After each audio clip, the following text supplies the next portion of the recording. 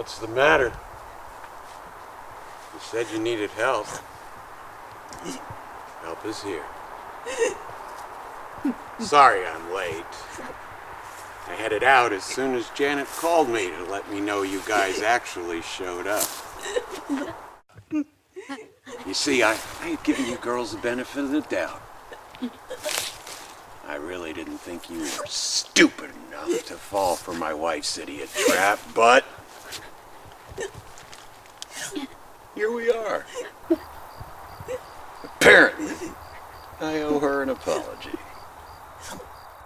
We didn't do anything. You wouldn't expect me to let Janet have all the fun now, would you?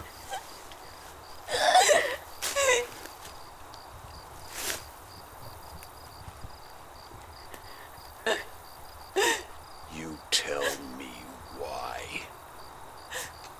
My son is dead. And you're still breathing.